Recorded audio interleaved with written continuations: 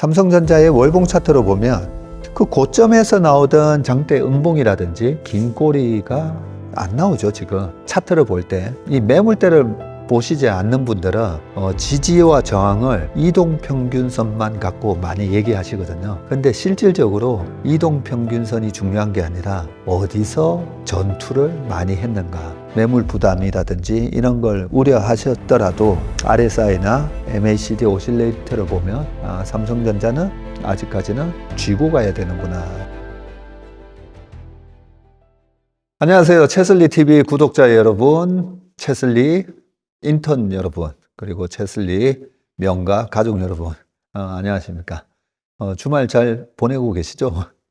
오늘은 또 3월 말자로 끝난 이 시장이 지금 어떤 식으로 또 전개되고 있는지 중간 점검을 하기 위해서 영상을 찍게 됐습니다.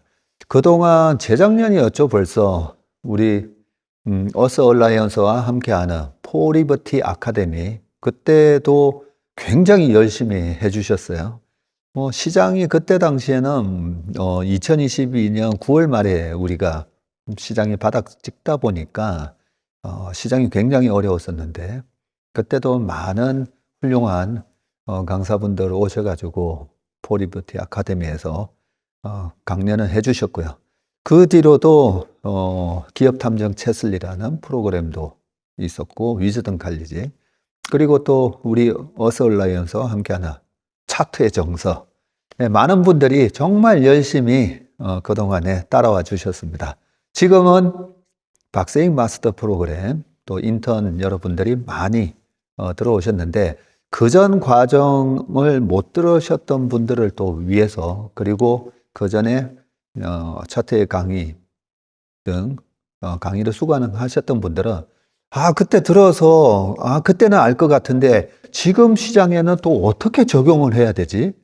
그런 거 약간 궁금해 하실 것 같아서 이렇게 영상을 찍게 됐습니다. 오늘은 좀 쉽게 차트를 보면서 지금 시장의 주도주의 현황과, 지금 시장이 이제는 너무 많이 올라서 팔아야 되는 거 아닌가? 아니면 내가 못 샀는데 지금이라도 사도 되나?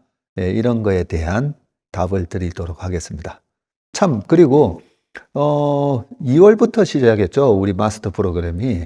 그 3월 말자로 이달에 인턴 사원 선정을 합니다. 그러면 다음부터는 제가 여기 와서 이렇게 스페셜 영상 찍을 때 바로 요 앞자리에 오셔서 직접 방청을 할 수 있는 그런 기회를 또 드리도록 하겠습니다. 그러니까 계속 우리 마스터 프로그램에 댓글도 많이 남겨주시고 적극적으로 참여해 주시길 바라겠습니다. 자, 그러면 시작하겠습니다. 차트로 보는 주식시장 진단이라고 오늘은 제목을 가져왔고요. 3월 말자로 미국 시장 끝났고 한국 시장 끝난 이 상황에서 일단 주도주를 좀 체크해보는 그런 시간을 갖도록 하겠습니다. 자, 코스피 시장을 훨씬 비트하는 그런 수익률을 내는 기업이 또 주도주라고 볼 수 있고, 미국 시장도 마찬가지고, 그죠? 약간은 소외되어 있는 중국 시장도 있기는 하지만 일단 시장 점검부터 먼저 해보도록 하겠습니다. 자, 코스피 시장인데요. 그나마 월간 시장 전망에서 이번 3월 달에는 엔비디아의 GTC, GPU 테크놀로지 컨퍼런스를 전후로 해서 그동안 지지부진했던 삼성전자가 치고 올라가면서 2770 정도까지 3월 달 코스피가 올라갈 수 있다. 이렇게 월간 시장 전망 자료를 띄워놨었는데요. 다행히 비슷하게 그렇게 시장이 움직여서 정말 다행이라고 생각합니다. 지금 보시다시피 코스피 월봉 차트를 보고 계시고요. 일봉을 보면 왔다 갔다 하는 그 등락에 마음이 피폐해집니다. 그래서 주식 투자는 고수들은 다 월봉을 보면서 매매한다라는 거 여러 번 말씀을 드렸고요. 자, 지금 코스피 월봉 차트 다시 한번 보고 계시는데, 제일 위에가 뭐죠? RSI, 상대 강도 지수라고 하는 거죠. 그 RSI를 보면 지금 시장이 과열인지 아닌지를 알 수가 있다고 했죠. 주식 투자의 90%는 심리다. 앙드레 콜스톨라니가 얘기하셨잖아요. 그래서 지금 주식 시장에 이 대중들이 아니면 이 종목에 대한 투자자들이 어느 정도의 심리 상태인지를 알 수가 있는 게 이런 RSI 같은 변동성 지표라고 알 수가 있습니다. 지금 보세요. 코스피 2750이면 이제 많이 올란 거 아닌가요? 라고 할 수 있는데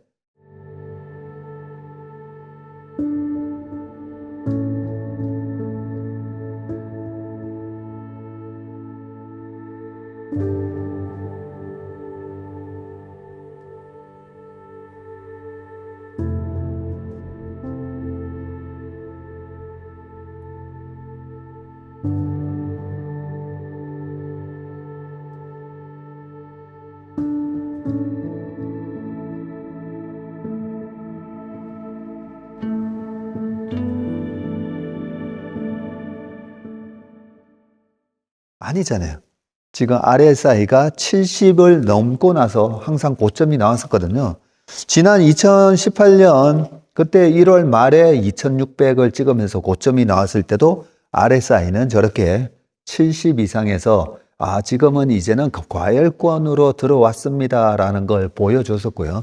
그리고 코로나 직후에 동학개미 열풍이 불면서 2021년 연초에는 주식 서적이 전체 도서 1등을 하던 그런 열광의 도가니였었는데 그때도 RSI 보세요. 저렇게 과열권으로 들어갔고 그때 주식을 사신 분들은 내가 그때 너무 좀 성급하게 들어갔어. 그렇게 후회를 많이 하시는데 저 때도 3316, 2021년 6월 달에 고점이 나오면서 빠지기 시작합니다. 그래서 저한테 오셔서 한 1,500명 이상이 저희 회사에 찾아오셔서 상담도 하고 가시고 저희 회사 고객이 되시기도 하시고 지금도 뭐 매일 찾아오십니다. 매일 새로운 분들이 오시는데 대부분이 다 이런 얘기를 하시죠. 파는 게 너무 어려워요 라고 하는데 실질적으로 이 월봉상에 RSI랑 MACD 오실레이터 보는 법만 알아도 사실은 파는 게 그렇게 어렵지는 않아집니다. 자, 2018년도에도 보시면 저렇게 RSI가 과열 양상이 나오고 나서 팔아도 된다라고 말씀드렸고요. 자, 그러면 지금 상태는 어떻게 돼 있죠? 지금 겨우 50에서 60을 향해 올라가고 있어요. 저것만 보더라도 제가 저 RSI 월봉 차트로 보면 내년 상반기가 지나고 나서 주식 팔아도 될 것 같습니다 라고 말씀을 드리는 이유가 저렇게 월봉상의 RSI 지표를 보면서 말씀을 드리는 겁니다. 박사익 전문은 뭘 가지고 주식시장이 내년 상반기까지 장이 좋다고 하는 거지? 물론 페드의 금리 인하라든지 ISM 제조업 PMI라든지 중국의 PPI, 우리나라의 수출 동향, 그런 매크로 지표도 다 고려를 하고요.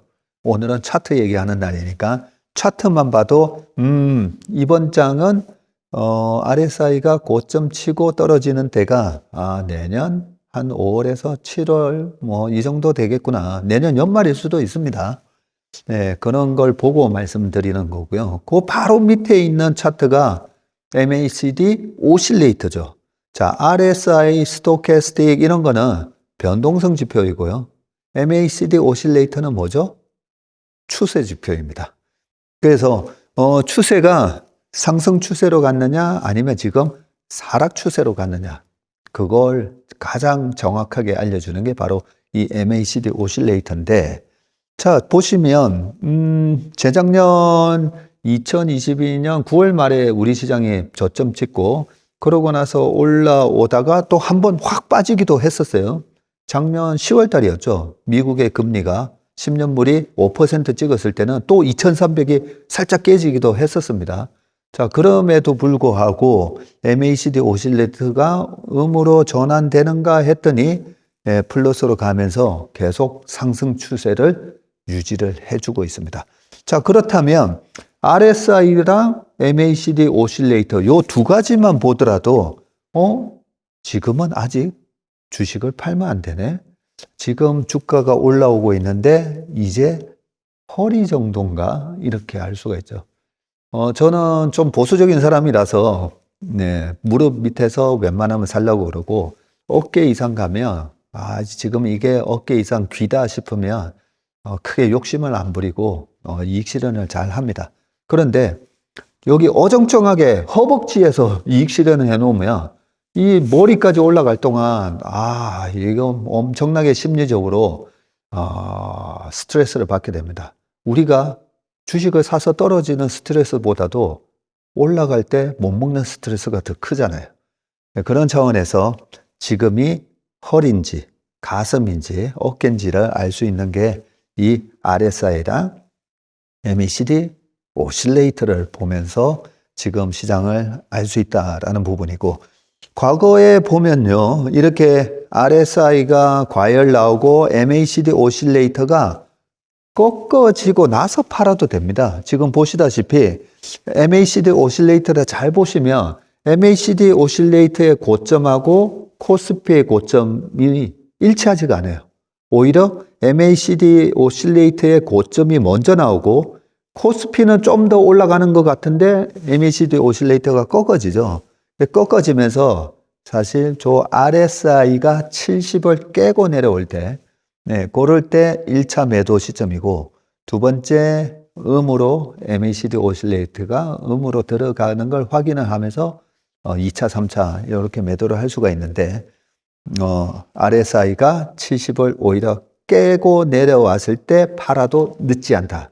이 부분을 기억을 해 주시면 되고요. 그런 걸 보면 2018년 1월 달이나 2021년도에 저때 당시에도 한 7월 저렇게 큰 십자가가 났을 때 5개월 이평선을 깨려고 하는 그 순간에 이제 탈출해도 늦지 않습니다. 그렇게 되면 좀 더 확실하게 올라가는 어깨에서 지금이 머리가 아닌가 예단할 필요가 없고요. 머리가 확인되고 나서 딱 여기서 파는 거예요. 왼쪽 귀에서 파는 그런 효과가 나옵니다. 그 부분을 우리가 알고 있으면 파는 게 언제 팔아야 되지? 월봉 기준으로 보면서 매일 매 시간 내가 언제 팔아야 되는가? 혹시 파는 매도 타이밍 놓치는 거 아닌가? 막 이렇게 조바심을 안 내도 된다는 거죠. 그리고 또 하나 매크로 지표 중에 유용하게 써먹을 수가 있는 부분이 있는데, 자세히 보시면 코스피의 월봉 차트 밑에 하나, 둘 차트가 두 개 더 있거든요. 하나는 $1 차트고 환율 차트입니다. 그리고 그 밑에는 외국인 매매 동향입니다. 저는 항상 이 외국인 매매 동향을 늘 자세히 보는 편인데, 최근에 보면 외국인들이 22년 7월 달부터 주식을 강하게 사면서 23년 상반기까지 주식을 많이 샀어요. 많이 사다가 작년 하반기에 금리가 올라가면서 다시 외국인이 좀 매도를 하더니 작년 11월, 12월부터 올해 초까지 또 마구마구 지금 주식을 매수하고 있습니다. 22년 7월부터 외국인이 주식 얼마 샀는지 아세요? 코스피에서 무려 32조 샀어요. 코스닥에서 1조 1천억 샀는데 코스피에서만 32조를 샀고요. 코스피 선물 있잖아요. 코스피 선물에 6만 계약 이상을 사면서 코스피 선물도 5조를 샀어요. 그래서 32조, 5조 합치면 37조를 샀습니다. 자, 외국인이 그렇게 많이 사고 난 이후에 지난번에 설명드렸죠. 2023년도에 외국인이 11조 5천억을 샀는데 10조 이상 샀던 경우가 2016년이라고. 2016년도에 11조 2천억 샀는데 17년도에 주식시장이 보시다시피 많이 올랐죠. 그래서 장기적인 안목으로 들어오는 외국인이 주식을 대량 매수를 했을 때는 우리가 웬만하면 우리의 주식을 외국인이 저 위에 높은 가격에 사도록 꼭 쥐고 있어야 됩니다. 근데 좀 안타까운 점이 외국인이 32조 살 동안 기관도 많이 팔았어요. 네, 개인 투자가, 기관 투자가 분들이, 좀 더, 주식을 꽉 쥐고 있다가, 저기 2,900 이상, 3,000 이상에서 그렇게 이제 좀 팔면 좋은데, 오랫동안 너무 지겹게 갖고 계셨던 분들이, 근데 그렇게 오랫동안도 아니에요. 보면. 그런 부분들이 좀 아쉬운데, 자, 밑에 월봉 차트 바로 밑에 있는 게 원달러 환율 차트거든요. 자, 원달러 환율 차트에서도 우리가 언제 매도해야 되는지에 대한 힌트를 얻을 수가 있습니다. 자, 자세히 보시면 2018년 1월 달에 2600 고점 찍고 떨어졌을 때 그때 원달러 환율이 얼마였는 줄 압니까? 1100원 밑에였었거든요. 1100원 밑에 저희가 저 갈색으로 표시를 해놨는데, 갈색 네모 박스로 표시가 되어 있는데 1100원 깨져 있었어요. 그렇게 환율이 1100원 밑에서 우리나라 코스피 고점이 나왔고요. 그러면 코로나 때도 한번 볼까요? 코로나 직후에 1430 찍었다가 3316까지 그 올라가는 그 최고점에서 원달러 환율이 또 1100원 깹니다. 그렇기 때문에 이번 시장의 끝은 지금 환율이 안 떨어져서 1350원 여기서 언저리에서 왔다 갔다 하니까 무섭잖아요. 환율 때문에 4월 위기설 뭐 이런 얘기도 나오고 환율만 올라가 있으면 위기 얘기 많이 합니다. 그런데 우리가 투자하는 주식, 그리고 지금 시장을 주도하는 하이닉스, 삼성전자, 그동안의 자동차 다 수출 기업이잖아요. 수출 기업은, 저는 수출 기업을 볼 때 제일 걱정될 때는 환율이 1100원 깨졌을 때예요. 야, 저 환율로 가격 경쟁력을 유지할 수 있을까? 네, 그런 생각하거든요. 근데 지금 무슨 위기도 아닌데 환율이 1330원, 50원을 계속 이렇게 높은 환율을 유지해 주니까 수출 기업으로서는 완전히 논하는 상황이에요. 그런 펀더멘탈, 우리가 펀더멘탈을 중요시해야 되는데 매크로 상황이 수출 기업의 펀더멘탈에 너무 우호적으로 지금 움직이고 있다는 거죠. 그래서 저 환율이 1100원 근처까지 떨어지고 RSI가 70 이상 가고 MACD 오실레이터가 고점 치고 떨어지는 그런 모습이 나올 때가 저는 이제는 매도를 준비를 해야 될 때다라고 생각하시면 되고요. 그 전까지는 내가 갖고 있는 주식이 시장보다도 더 시장을 상회하는 그런 수익률을 갖고 있는 그런 주식과 포트폴리오를 갖고 있으면 조금 느긋하게 시장에 언제 이거 고점이 곧 나오는가라고 너무 조바심 낼 필요 없이 좀 느긋하게 주식 투자를 할 수 있다라고 생각을 합니다. 자, 코스피는 요 정도 보고요. 자, 그러면 코스피에서 시가총액 1등 삼성전자. 삼성전자 때문에 너무 스트레스 받습니다. 그랬었는데 그럴 때마다 제가 코로나 때 말씀드리잖아요. 코로나 때 6만전자, BBIG, 배터리, 반도체, 인터넷, 게임 그 빅7 종목이 올라갈 동안 삼성전자는 6만 원만 갔다가 밀리고 그때도 삼성전자에 대해서 비아냥거리는 그런 짤들 많이 돌아다녔었는데 한 방에 저렇게 빵 치고 올라갔었잖아요. 저 때도 보면 외국인이 좀 많이 매수하면서 올라갔었는데요.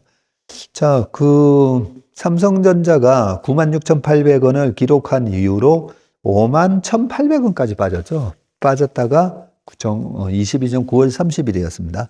그리고 5개월 이평선이 추세선이라고 했잖아요.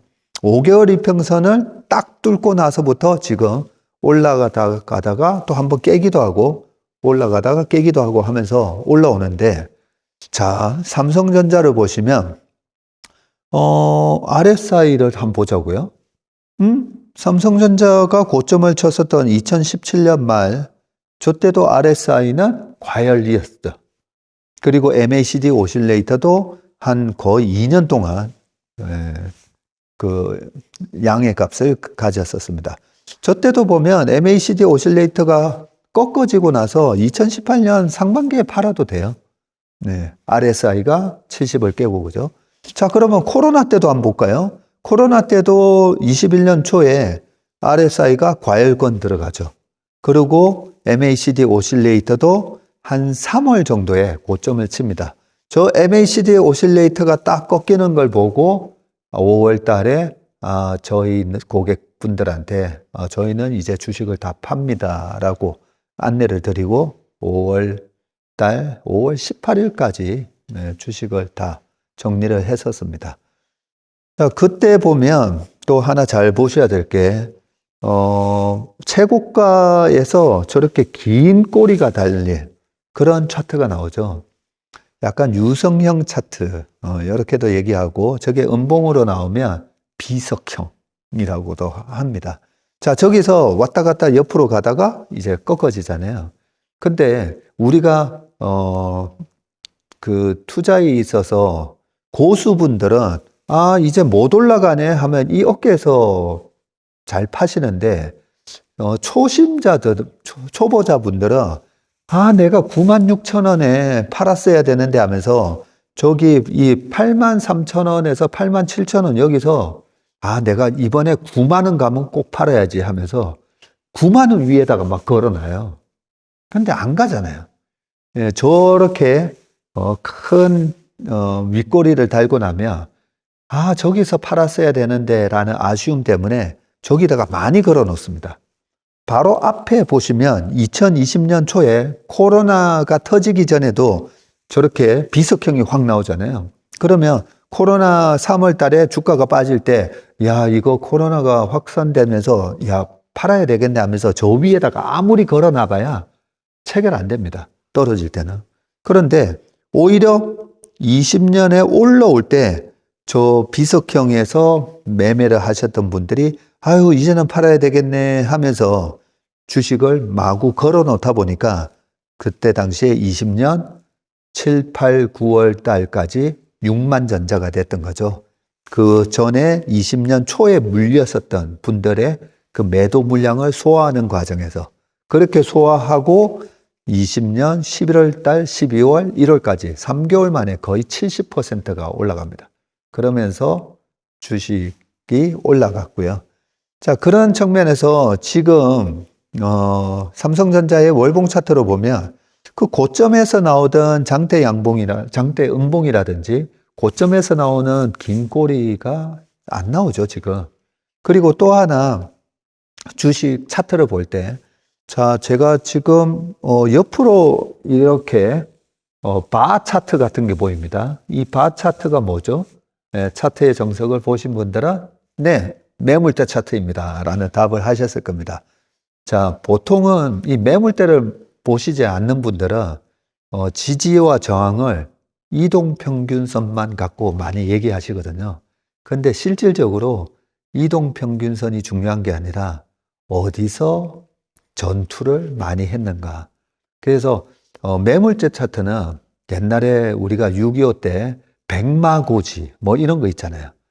백마고지에서 치열하게 전투가 이루어지고 나면 거기에서 승리를 한 쪽이 나머지가 후퇴를 하고 나면 다시 그 부분에서 회복하기 위해서는 또 치열한 전투를 해야 돼요. 그런 차원에서 굉장히 삼성전자한테는 지금 긍정적인 차트가 나온 겁니다. 저기 가장 강한 매물대, 지금 분홍색으로 지나가고 있는 이 77,000원에서 82,000원에 이 강한 매물대를 뚫지 못할 것 같으면 저기서 또 밀렸을 거예요. 그런데 지금 밑에 제가 거래량 차트는 가지고 오지 않았는데 엄청나게 거래를 일으키면서 그 전에 물리셨던 분들 다 소화하고 있습니다. 자, 그러면 이게 진짜 소화됐는지는 확인할 수가 있죠. 삼성전자 주주분이 작년 딱 한 1년 전만 하더라도 600만 명이라 했거든요. 그런데 애석하게도 일주일 전에 제가 확인해 보니까 450만 명, 150만 명이 다 벌써 외국인 투자자들한테 물량을 다 뺏겼습니다. 그런 부분이 좀 아쉽죠. 이 차트를 보고 있으면 저 매물대 6만 원을 돌파하고 나면 이 7만 7천 원, 8천 원이 강한 저항선이기는 하니까 그 부분에 있어서 약간 매물 부담이라든지 이런 걸 우려하셨더라도 RSI나 MACD 오실레이터를 보면 삼성전자는 아직까지는 쥐고 가야 되는구나라는 걸 좀 알 수 있었군요. 펀더멘탈로 보면 2007년 6월 달에 애플의 아이폰이 나오면서 스마트폰 시장이 형성이 됐었고, 그 스마트폰이 2013년을 지나가면서 침투율이 40%나 되거든요. 그러면서 2013년도에 반도체에 대한 엄청난 수요가 생기면서 그때도 13년, 14년도에 하이닉스가 불을 뿜습니다. 그리고 2017년, 18년 요때 당시에는 뭐 데이터 센터, 플랫폼 기업들 그죠? 전자상거래 그러면서 불을 뿜게 되고 이번에는 오픈 AI가 촉발한 챗 GPT 그런 생성형 AI 그리고 온 디바이스 뭐 길게 보면 로봇 자율주행까지 다 지금 맞물리고 있어요.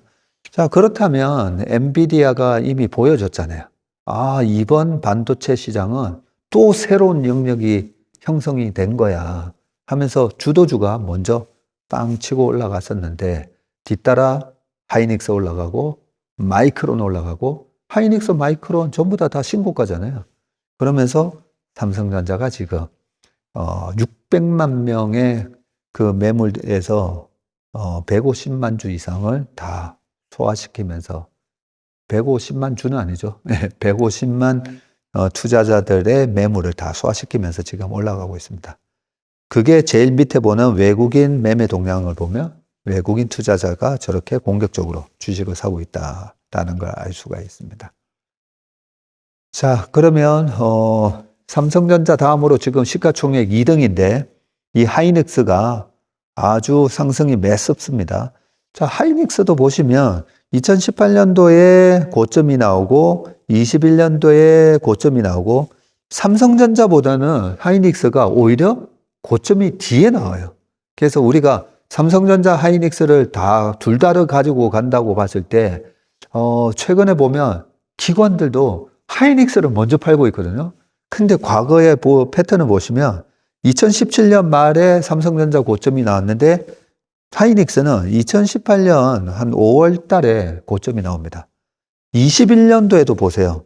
삼성전자의 고점은 1월 달에 나왔지만 하이닉스의 고점은 3월 달에 나왔어요. 그래서 반도체 랠리가 시작됐을 때 하이닉스를 먼저 파는 건 아니다라는 걸 알 수가 있고요. 자, 하이닉스는 RSI 보면 어떻게 돼 있죠? 과열권으로 들어갔네. RSI로 보면 그죠? 근데 첫 과열권으로 들어간 거는 그렇게 무서워할 필요가 없고요. 지금 밑에 MACD 오실레이터가 꺾이는 걸 보고 나서 일단 매도를 해도 되고, 제가 봤을 때는 이번에 코로나 직후에 나왔던 저렇게 MACD 오실레이터랑 RSI가 한번 과열 나오고 이렇게 빠지는 패턴보다는 오히려 플랫폼 기업의 그리고 비트코인에 상승하고 맞물려서 올라갔었던 2016년, 17년하고 좀 비슷한 그림이 나올 거라고 생각합니다. 그래서 2017년 초에 보면 RSI가 70 이상으로 한번 갔다가 그리고 한번 꺾였다가 올라가잖아요.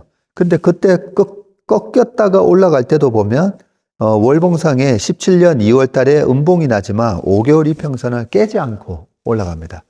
그래서 이번에도 하이닉스가 한 5월 전후로 혹시 미국 시장에 무슨 조정이든 어떤 이유가 있어서 눌림목을 줄 때는 이 5개월 이평선이 지나가고 있는 15만 원 초반 그 자리가 또 강력한 매수 자리가 될 수 있는데 한 달이 지나면 지날수록 계속 저 5개월 이평선이 올라오길 거기 때문에 그거는 항상 5개월 이평선이 지금 어느 자리에 있는가 확인을 하고 매매를 하시면 될 것 같고요. 하이닉스 같은 경우에도 고점은 환율이 1100원 밑에서 고점이 나왔었다. 네, 그 부분을 기억을 하시면 될 것 같습니다. 하이닉스에 대한 저희 회사에서 분석을 한 내용은 요 마스터 클럽에 다음 주에 아마 영상이 올라갈 건데요. 펀더멘탈 분석은 어떻게 하는지는 마스터 프로그램에 올라온 그 내용을 확인을 하시고요. 지금 모건 스탠리에서 하이닉스에 대한 타겟 프라이스를 대폭 올렸더라고요. 이렇게 많이 올렸나라고 했었는데 그 타겟 프라이스를 올린 이유가 이게 추정치가 지금 네이버에 올라와 있는 컨센서스보다 훨씬 웃돌더라고요. 그런 서프라이즈한 실적이 나오는지 확인을 해야 되는데 4월 5일 날 삼성전자의 잠정 실적 발표가 나오고요. 거기서 약간 힌트를 얻을 수가 있는데 하이닉스는 지금 HBM3의 비중이 가파르게 올라오고 있잖아요. 올해 같은 경우에는 연말 기준으로 하이닉스의 HBM3에 대한 비중이 거의 40%까지 올라올 수 있다라고 하고 있습니다. 그렇다고 보면 삼성전자 실적보다도 훨씬 더 잘 나올 수 있다라고 보면 되고요. 하이닉스의 실적이 나오는 4월 20일 좀 넘어서 나올 건데요. 그때 한번 확인하시면 되고, 네, 지금 보시다시피 하이닉스 역시 가파르게 올라가고 있는데 지난번 포리버티 아카데미 때부터 시작해서 최근에 한 1년 반 내내 반도체가 약할 때 말씀드렸던 게 반도체는 2, 3년마다 항상 정고점을 돌파하는 핵심 우량 기업이다라는 부분을 말씀드렸는데 이번에도 어김없이 또 역사적 신고가를 내고 있습니다. 21년 이후로 신고가를 내니까 딱 한 3년 만에 또 신고가 났다, 그죠? 자, 그 다음에 코스닥으로 잠깐 가보겠습니다. 코스닥 시장은 제가 저렇게 저점을 이은 거라 고점을 이은 그런 지지선과 저항선을 그려봤는데요. 약간 테슬라 차트랑 비슷해요. 좀 이따가 테슬라 차트 보여드릴 건데, 자, 저기 지금 저항선에 와 있고, 코스닥 같은 경우는 보면 이 900에서 1000 사이에 매물이 되게 많습니다. 그래서 저 매물을 다 소화를 해야 되는데, 코스닥의 주도주가 뭔지에 따라서 또 달라질 수는 있습니다. 그래서 코스닥은 지금 905에서 910 요 선이 굉장히 중요한 선이다라는 부분을 보고요. 외국인이 22년 7월부터 코스피는 32조를 샀는데 코스닥은 겨우 1조 1000억 샀다고 했잖아요.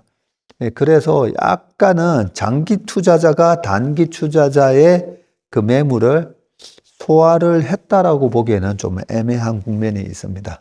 자, 그러면 코스닥의 시가총액 1등 기업을 한번 봐야죠. 에코프로, BM, 에코프로 이렇게 돼 있는데 지금은 로그 차트로 가져왔습니다. 과거에 2017년, 18년도에 올랐을 때 RSI는 어땠고 그리고 조정받을 때 어땠다가 또 올라가는 모습을 좀 더 눈에 띄게 보기 위해서는 로그 차트로 가져왔고요. 지금 보시면 에코프로가 그전에도 역시 RSI가 과열 나오고 나서 그러고 2019년도에 조정을 받았고요.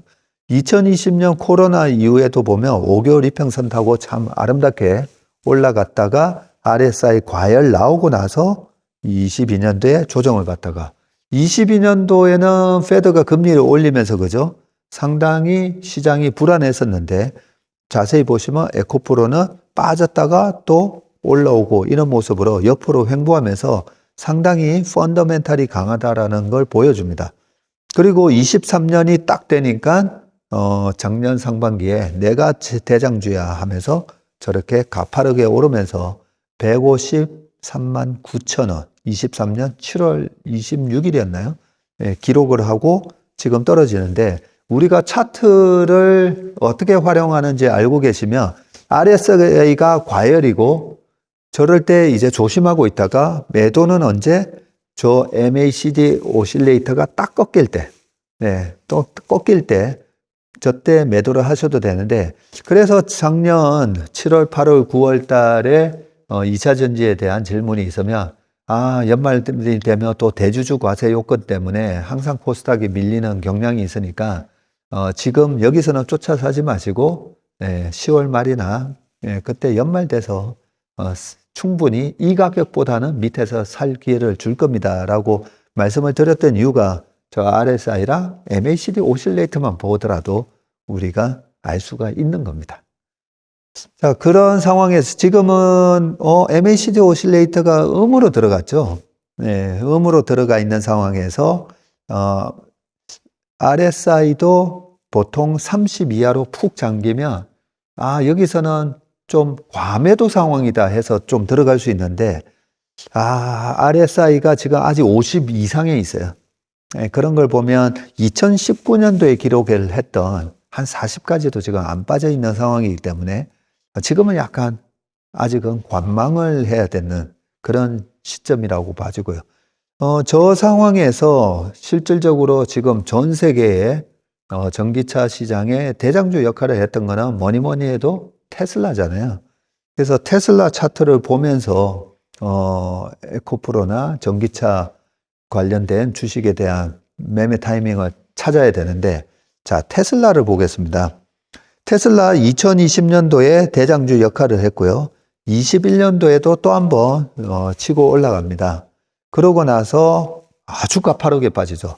414불을 갔었는데 23년 초에 100불이 깨졌었어요. 그렇게 100불이 깨지고 나서 300불까지 왔다가 다시 떨어지는데 RSI가 70 딱 넘자마자 다시 지금 빠져 있는 상황이고요. RSI만 보면 테슬라 RSI가 30 이하로 떨어졌을 때 50, 40, 30, 20이네요. 20 이하로 떨어지면 저렇게 파란색으로 동그라미를 제가 쳐놨는데 20 이하로 떨어지고 나서 나중에 다시 주가가 상승합니다. 지난번 100불이 깨졌을 때도 딱 20 이하 깨고 그러고 나서 올라오거든요. 그런데 지금 테슬라가 월봉 차트로 RSI가 20 깨졌어요. 그래서 이 국면은 일단은 과매도 국면이라고 볼 수가 있습니다. 자, 그런데 과매도 국면인데 구조적인 그런 베어마켓으로 들어간 구조적인 조정이 필요한 그런 산업인 경우에는 조심을 해야 되죠. 그리고 1등이었다가 1등의 지위를 잃어버리는 기업. 옛날에 우지파동 사건 때문에 삼양라멘이 1등의 자리를 농심으로 빼앗기고 나서 꽤 오랜 기간 동안 농심이 1등 했었잖아요.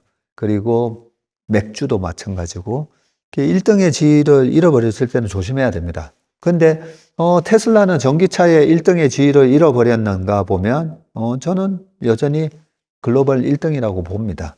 자, 그렇다면 이런 1등 기업 그리고 성장하는 전기차 시장의 1등 기업이라면 그렇다면 우리가 RSI가 과매도로 들어갔을 때는 일단은 한번 체크를 해봐야 되는데 지금 중국에서 샤오미 전기차도 나오고요. 화웨이 전기차도 나오고 중국의 전기차 판매 동향을 보면 괜찮아요. 침투율이 무려 47%나 나옵니다. 전기차 시장은 괜찮아요. 그런데 요즘 중국에서 애국 소비 이런 게 또 많은데 테슬라의 자동차랑 최근에 나온 샤오미의 전기차 봤더니 이거 뭐야? 포르쉐 아니야? 네, 저도 사고 싶더라고요. 샤오미의 전기차인데 너무 이쁘게 나왔는데 얼마인 줄 아세요? 4천만 원. 3,500만 원, 4천만 원. 그런 상황이니까 이 테슬라의 전기차가 혹시나 중국 시장에서 옛날에 삼성전자가 시장 점유율 24% 하다가 핸드폰 점유율이 지금 1%도 안 되잖아요. 혹시 그렇게 되는 거 아닌가? 뭐 그런 우려도 있는 거죠.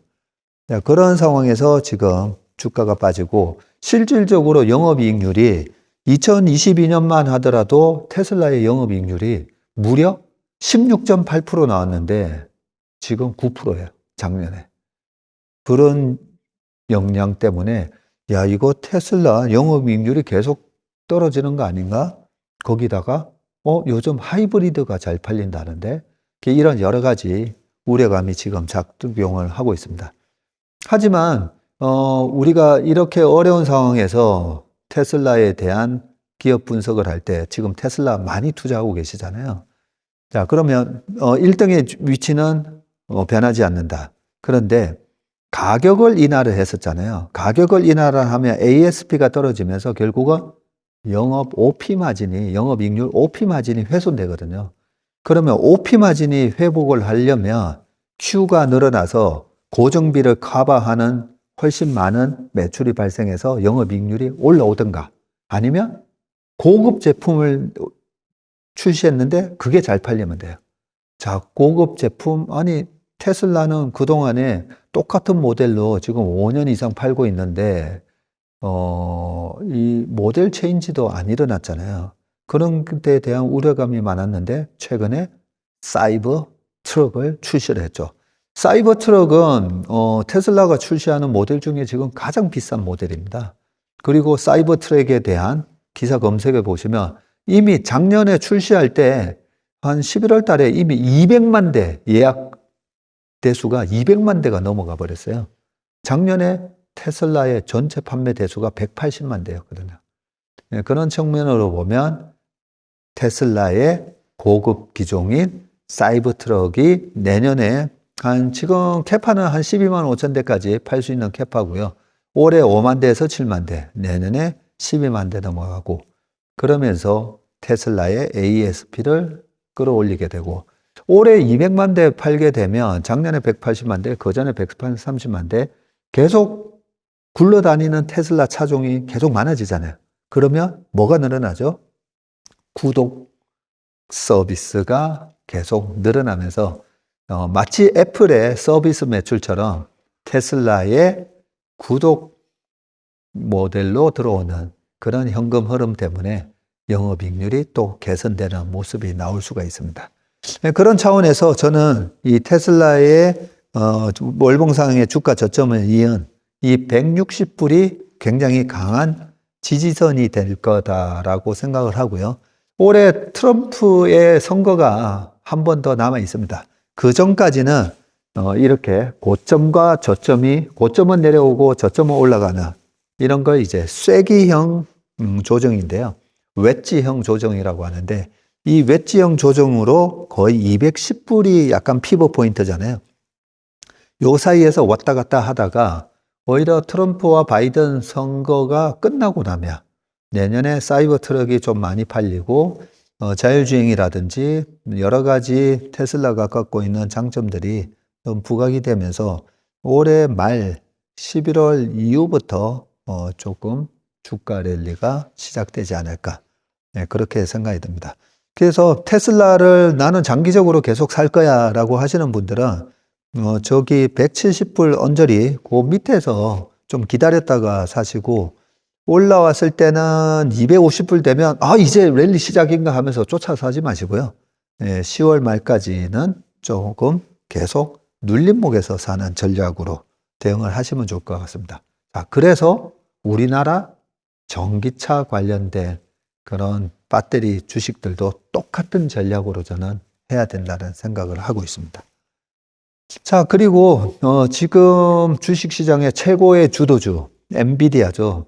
자, 엔비디아를 얘기하기 전에 우리가 지금 투자하고 있는 글로벌 주식시장, 코스피, 일본 시장 할 거 없이 지금 시장은 어떤 시장이라고 말씀드렸죠? 자, 강세장의 유형 중에 지금 시장은 유동성 장세? 아니죠.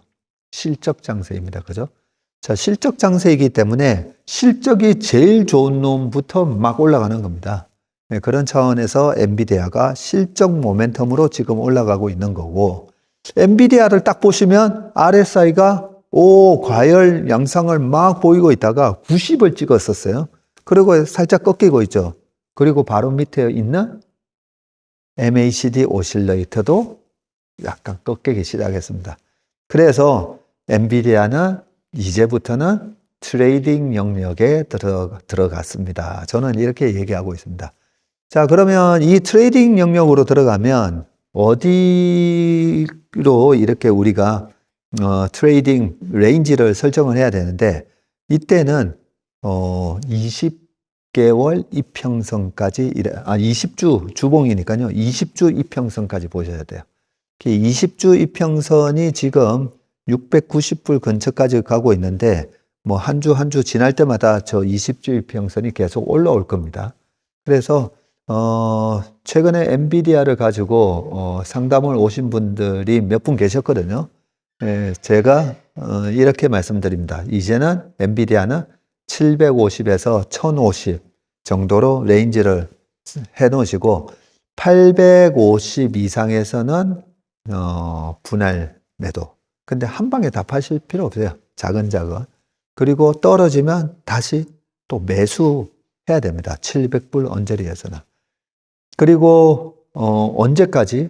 이 트레이딩의 기준은 필라델피아 반도체 지수를 보면서 언제쯤이 이번 반도체 섹터의 고점일까를 보면서 매매를 하셔야 되는데, 자, 그 다음에 반도체 지수를 먼저 보여드리겠습니다. 필라델피아 반도체 지수 그동안에 1994년 이후로 한 30년 차트거든요. 자, 30년 차트 한번 보세요. RSI랑 고점이 RSI가 저렇게 70 이상 나오면서 과열권이 나오고 나서 항상 고점이었어요. 네, 90년대에도 세 번의 고점이 있었고 그 전에 최근에 있었던 고점 2015년 그리고 2018년 그리고 21년 이렇게 보시면 RSI가 과열 나오고 나서 필라델피아 반도체 지수의 고점이 나왔기 때문에 반도체 지수의 월봉 차트로 보면 RSI가 아직까지 과열로 안 들어갔네. 그렇게 알 수가 있습니다. 그런 면이 초반에 설명드렸던 전체 시장의 고점이 내년에 나올 거다라는 부분하고 거의 맞물려서 설명이 가능하다라고 보시면 되고요. 자, 엔비디아를 더 사기 위해서 마이크로소프트를 좀 갖고 있는데 이걸 팔아서 엔비디아를 좀 더 살까 하고 어떤 회장님이 저한테 질문을 하셨습니다. 그런데 제가 마이크로소프트의 연봉 차트를 보여드렸어요. 마이크로소프트의 연봉 차트를 보면 2012, 13, 14, 15, 16, 17, 18, 19, 20, 21년도까지 계속 연봉이 양봉이죠. 계속 플러스가 났습니다. 22년 페드가 금리를 인상을 하면서 억지로 주식시장을 눌렀던 22년을 제외하고는 계속 양봉이죠. 네, 거기다가 지금 AI 모멘텀의 대장주입니다. 자, 이런 대장주를 팔아서 엔비디아가 됐던 아니면 AMD가 됐던 삼성전자가 됐던 반도체는 사이클 주식이거든요. 그래서 엔비디아의 연봉 차트도 보여드리면서 회장님, 엔비디아는 22년도에 고점 대비 70% 빠졌고요. 2018년도에도 엔비디아 50% 가까이 빠졌습니다. 왜냐하면 반도체는 사이클 성격이 있기 때문에. 자, 그래서 지금 그동안에는 엔비디아를 모아가는 전략. 엔비디아가 올라갈 때마다 피라미드 기법이라고 했잖아요. 내가 수익이 나는 주식을 더 비중을 늘리는 전략으로 아주 잘하셨는데 여기서 마이크로소프트를 팔아서 엔비디아를 더 사는 거는 엔비디아가 지금 이제는 트레이딩 영역으로 갔고 이 상황에서 그 전략은 저는 동의하지 않습니다. 라고 말씀을 드렸습니다. 엔비디아가 900불이 넘어가잖아요. 그러면 우리나라 돈으로 시총 3,000조입니다. 시총 3,000조인데 작년에 40조 벌었거든요. 40조 벌었는데 3,000조. 삼성전자도 2018년도에는 58조의 영업이익이 났었습니다. 그런 측면으로 보면 엔비디아가 올해 한 100조 수익이 날 걸로 예상하고 내년에 한 120조까지 난다고 하더라도 1,000불이 넘어가고 1,100불이 넘어가잖아요. 그러면 한 1,200불이 되면 마이크로소프트의 시총을 추월하게 됩니다. 그러면 마치 2000년 초에 닷컴 버블 때 마이크로소프트의 시총을 잠시 추월했던 시스코가 생각이 나죠. 네. 그럴 수가 있기 때문에 우리가 합리적인 가정을 해보면 올해 100조가 수익 나는 것까지 이미 주가는 900불이면 주가는 다 반영한 겁니다. 내년 120조까지. 그래서 여기서는 좀 트레이딩을 아마 5월에서 10월 달에 미국 대선이 있기 전까지 시장이 왔다 갔다 하면서 잘하면 뭐 800불 밑에서도 또 살 기회를 줄 것 같으니까요. 엔비디아를 가지고 계신 분들이나 없는 분들은 트레이딩 개념으로 조금 생각을 하시고 이렇게 트레이딩으로 아주 잘 팔고 나왔다라고 하면 어디로 도망갈 건가라고 봤을 때는 오히려 이런 마이크로소프트 같은 기업이라든지 조금 더 방어적으로는 유나이티드 헬스그룹 다우 30에 들어가는 주식인데 이 다우 30에 들어가는 유나이티드 헬스그룹은 22년도에도 주가가 안 빠졌어요. 그냥 10년 내내 양봉입니다. 그런 주식으로 약간 옮겨가는 그런 전략을 머릿속에 생각을 해 두시면 좋을 것 같습니다. 마지막으로 삼성전자만 한번 더 보고 가겠습니다. 그러면 삼성전자는 연봉으로 어떤 모습일까? 사이클 기업이다 보니까 2013, 14, 15년도에 좀 빠지는 듯 했다가 16, 17년도에 삼성전자는 오르면 40%로 했잖아요. 16년, 17년도에 40% 이상씩 오르고 그러고 나서 19년도에 빠졌다가 또 19년, 20년도에 또 40%씩 이상 올랐다가 지금 21, 22년 빠졌다가 지금 또 양봉이 나고 있는데 지난번 혹시 기억나세요? 삼성전자가 한 해만 오른 적은 없었다라고 연봉 차트를 보면서 말씀드렸는데 그래서 올해 연초에 삼성전자 많이 빠졌잖아요. 1월 달은 짝수년도에 1월 달에 반도체는 거의 최근 5년 동안에 삼성전자가 마이너스 4.5% 기록을 했다라는 말씀을 드리면서 1월 초에 혹시 반도체를 못 가지고 계신 분들은 하이닉스나 삼성전자들 싸게 살 기회를 1월 달에 줄 겁니다. 라고 말씀드리면서 결국 올해 삼성전자, 하이닉스 다 양봉으로 플러스가 나서 끝날 거기 때문에 그 기회를 잘 살리세요 했는데 저렇게 밑꼬리 달고 지금 82,400원으로 오늘 장을 마감을 했습니다. 자, 이렇게 차트로 쉽게 보는 주식시장 점검을 한번 해봤었습니다. 투자하시는데 많은 도움이 되셨기를 바랍니다. 함께 해주신 여러분, 그리고 인턴 여러분, 그리고 채슬리 TV 구독자 여러분, 이번 2분기에도 또 파이팅 하시고 성공 투자하시길 바라겠습니다. 고맙습니다.